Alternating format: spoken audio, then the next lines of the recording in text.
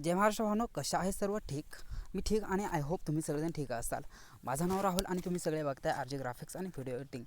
तुम्ही आत्ता सध्या तुमच्या स्क्रीनवर हा जो बॅनर बघत आहात, हा बॅनर जर तुम्हालासुद्धा तुमच्या मोबाईलमधून अशा प्रकारचा बॅनर एडिट करायचा असेल तर तुम्ही सहजपणे एडिट करू शकता.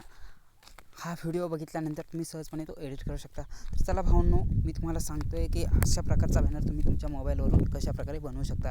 ह्या व्हिडिओमध्ये मी या बॅनरमध्ये मी जे काय मटेरियल वापरलं आहे त्या सगळ्या मटेरियलची लिंक मी खाली डिस्क्रिप्शनमध्ये देत आहे. तिथून तुम्ही ते मटेरियल डाउनलोड करून घेऊ शकता आणि तुम्हीसुद्धा तुमच्या मोबाईलवरून अशा प्रकारचा बॅनर बनवू शकता. तर चला भाऊ, तुमचा जास्त वेळ घेत नाही, व्हिडिओला सुरुवात करूयात. सगळ्यात पहिल्यांदा आपल्याला फोटो एडिटर हे ॲप्लिकेशन ओपन करून घ्यायचं आहे. जर हे ॲप्लिकेशन तुमच्याकडे नसेल तर तुम्ही त्या ॲप्लिकेशनचे लिंक खाली डिस्क्रिप्शनमध्ये दिले आहे, तिथून तुम्ही ते डाउनलोड करून घेऊ शकता. तर हे ॲप्लिकेशन ओपन केल्यानंतर इमेजवर जायचं आहे आणि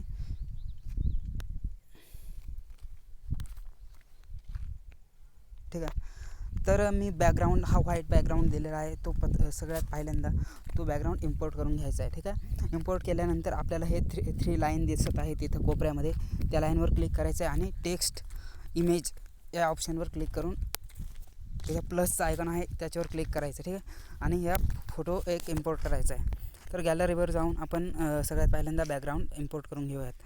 ठीक आहे. अप्लाय करायचं आहे आणि बॅकग्राऊंड तुमच्या बॅनरमध्ये बॅकग्राऊंड सेट करून घ्यायचं आहे.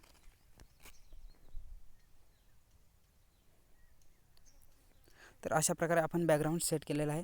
इथं लेअरमध्ये जाऊन बॅकग्राऊंडची फाईल, बॅकग्राऊंडची लेअर ही आपल्याला लॉक करून टाकायची आहे. परत प्लसवर जाऊन फोटो इम्पोर्ट करायचा आहे. आत्ता या बॅकग्राऊंडला हा एक फॉगचा इफेक्ट दिलेला आहे. हा फॉगचा इफेक्ट तुम्हाला इम्पोर्ट करून घ्यायचा आहे आणि तोसुद्धा सेट करायचा आहे इथं मागे. ठीक आहे. सेट केल्यानंतर याची पण लेअर आपल्याला लॉक करून टाकायची आहे. लॉक केल्यानंतर परत एकदा आपल्याला एक फोटो इम्पोर्ट करायचा आहे. आता यावेळेस आपल्याला आपली जी मुलगी आहे, मॉडेल आहे, त्या मॉडेलचा फोटो इम्पोर्ट करायचा आहे आणि इथं अशा प्रकारे सेट करायचा आहे. ठीक आहे. फोटो आता अगदी योग्य प्रकारे सेट झालेला आहे. हा फोटो लॉक करायचा नाही. ठीक आहे. नंतर आपल्याला परत जाऊन इथे मी एक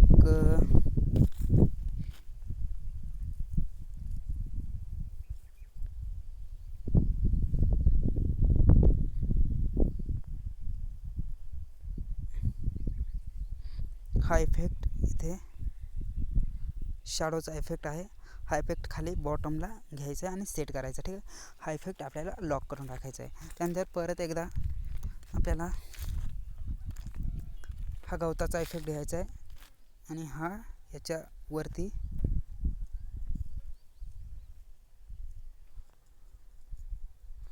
अशा प्रकारे सेट करून हा पण इफेक्ट लॉक करायचा आहे.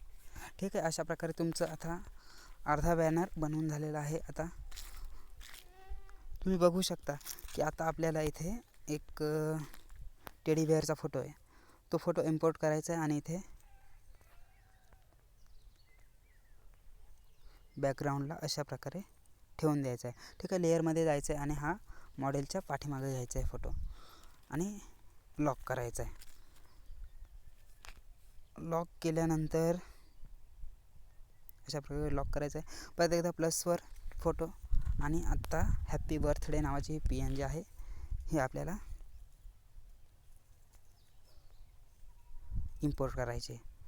तीसुद्धा अशा प्रकारे इथे सेट करायची आणि मॉडेलच्या पाठीमागे टाकायची आहे.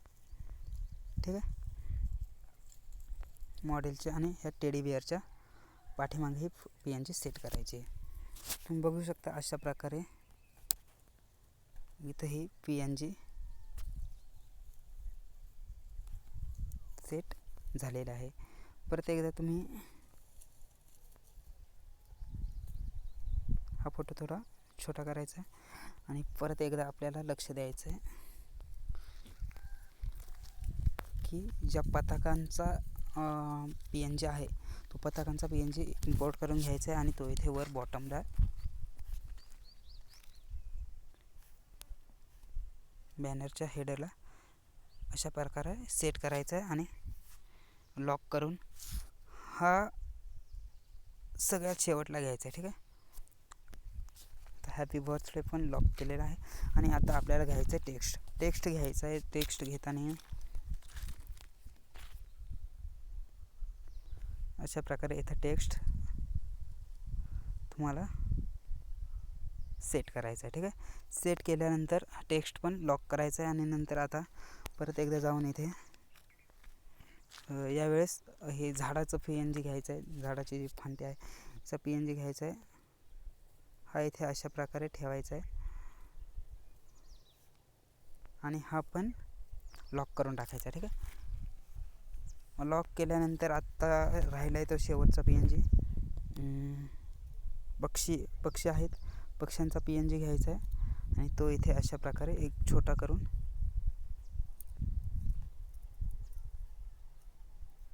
सेट करून द्यायचा आहे. ठीक आहे, यामध्ये ह्या PNGची आपण ब्लेंडिंग मोड हा स्क्रीन मल्टिप्लाय करूयात. ठीक आहे, हा पण आपल्याला इथे लॉक करून टाकायचा. आता तुम्ही बघू शकता आपला जवळजवळ पूर्णपणे बॅनर तयार झालेला आहे. आता ह्या मुलीचा PNG इथे सेट करायचा. ठीक आहे, आता हा पूर्णपणे सेट झालेला आहे. हा पण लॉक करायचा आहे आणि ह्या नावाचा PNG थोडा वर घ्यायचा आहे. टेक्स्ट थोडा वर घ्यायचं आहे कारण आपल्याला इथे वाढदिवसाच्या हार्दिक शुभेच्छा हे एक टेक्स्टचा इम्पोर्ट करायचा आहे. ठीक आहे, चलो बाळा तुला वाढदिवसाच्या हार्दिक शुभेच्छा. हा बॅनर तुम्ही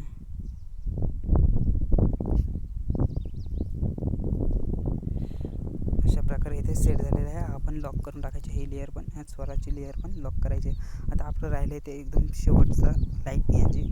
तर लाईट PNG मी एक एडिट केलेला लाईट PNG आहे. तुम्ही बघू शकता अशा प्रकारचं मी एडिट करून ठेवलेलं आहे. इथं कोपऱ्यामध्ये सेट करायचं आहे आणि ब्लेंडिंग मोडवर जाऊन स्क्रीन मोडवर ओके करायचं. ठीक आहे, बघू शकता अशा प्रकारे सेट झालेले आहे आपले PNG. आणि ही लेअर पण एकदा लॉक करून टाकायची. तुम्ही बघू शकता अशा प्रकारे आपला बॅनर पूर्णपणे एडिट करून तयार झालेला आहे. ह्याच्यामध्ये तुम्हाला काही चेंजेस करायचे असतील तर करू शकता. आणि सेव्ह कसं करायचं, आता मी सेव्ह कसं करायचं हे सांगतो आहे. समजा ह्या 3 डॉटवर क्लिक करायचं आणि सेव्ह ऑल लेयर्स या ऑप्शनवर क्लिक करायचं आहे. इथे नाव टाकून PPL फाईल PPLमध्ये फाईल सेव्ह करायची आहे. म्हणजे ह्या प्रोजेक्टचा उपयोग असा होतो की तुमच्याकडून काही चूक झाली किंवा काही तुम्हाला पुढे जाऊन तुम्हाला कळलं की आपल्याला हे एडिट करायचं बाकी आहे, थोडं काही चेंजेस करायचे बाकी आहेत, तर तुम्ही ते चेंजेस करू शकता. ज्याप्रमाणे तुम्ही पिक्सेल लॅबमध्ये PPL फाईल एडिट करू शकता त्याप्रकारे ही पण PPL फाईल तुम्ही एडिट करू शकता. तर ठीक आहे, नाव देऊयात स्वरा.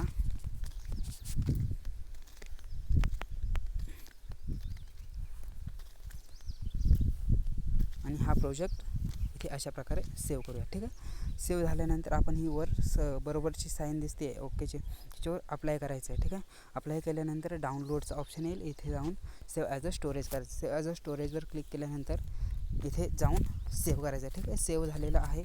आणि आता हे झाल्यानंतर, हे सगळं झाल्यानंतर आपल्याला स्नॅपसीड नावाचं ॲप्लिकेशन ओपन करायचं आहे. ते तुमच्याकडे नसेल तर त्याचे पण मी लिंक खाली डिस्क्रिप्शनमध्ये दिलेलं आहे, तिथून तुम्ही डाउनलोड करून घेऊ शकता किंवा तुम्ही सरळ प्ले स्टोअरवरून जाऊन डाउनलोड करून घेऊ शकता. कारण हे ॲप्लिकेशन अगदी फ्रीमध्ये आहे, हे तुम्ही डाउनलोड करून घेऊ शकता. ठीक आहे, या बॅनरवर केल्यानंतर हा तुमचा इमेज तुम्ही एडिट केलेला बॅनर इम्पोर्ट करून घ्यायचा आणि त्याला 4 नंबरचा पॉप हा इफेक्ट अप्लाय करायचा. त्याच्यावर 4 नंबरचा पॉप हा इफेक्ट अप्लाय करायचा. तुम्ही बघू शकता पॉप इफेक्ट अप्लाय झाल्यानंतर त्याची लाईट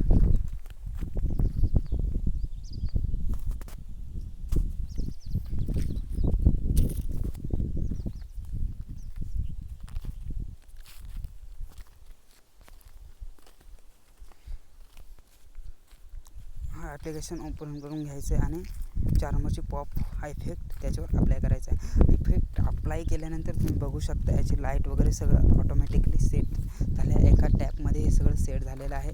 त्याचे डिटेल्स वगैरे सगळं काही ऑटोमॅटिकली सेट झालेलं आहे. तर ओके करायचं आहे. तुमचं नाव जर तुम्हाला टाकायचं असेल तर इथे जायचं आहे आणि याला टेक्स्टवर क्लिक करून डबल टॅप करायचं. डबल टॅप केल्यानंतर तुम्ही तुमचं नाव टाकू शकता. RGGFX. मी माझं नाव टाकतो FX प्लस माझा 64034257. ठीक आहे, मी माझा नंबर इथं अशा प्रकारे टाकलेला आहे. आता बघू शकता या 2 बोटांनी एडिट करू शकता. इथं जाऊन याची ओपेसिटी तुम्ही कमी जास्त करू शकता. इथे जाऊन याचा कलर तुम्ही चेंज करू शकता. तर ठीक आहे, मी हा कलर थोडा डार्क कलर घेतो आहे कारण बॅकग्राऊंड लाईट आहे. तर हा कलर घेऊयात आणि हा इफेक्ट घेऊयात. ठीक आहे, इथे अशा प्रकारे मी माझं नाव हे सेट करतो आहे. तर ओके करायचं आहे आणि एक्सपोर्टमध्ये जाऊन सेव्ह किंवा एक्सपोर्ट कोणत्या पण ऑप्शनवर क्लिक केलं तर तुमचा सेव्ह होणार आहे. ठीक आहे, अशा प्रकारे तुम्ही तुमचा बॅनर सेव्ह करू शकता. तर चला म्हणून तुम्ही जर पूर्ण व्हिडिओ पाहिला असेल तर धन्यवाद. तुम्ही व्हिडिओ पाहिल्याबद्दल तुमचे मनापासून आभार आहेत आणि अशाच प्रकारचा सपोर्ट तुम्ही शेवटपर्यंत करत राहा. परत भेटूया पुढच्या नवीन व्हिडिओ. तोपर्यंत मी तुमचा मित्र राहुल तुमची रजा घेतो. जय महाराष्ट्र.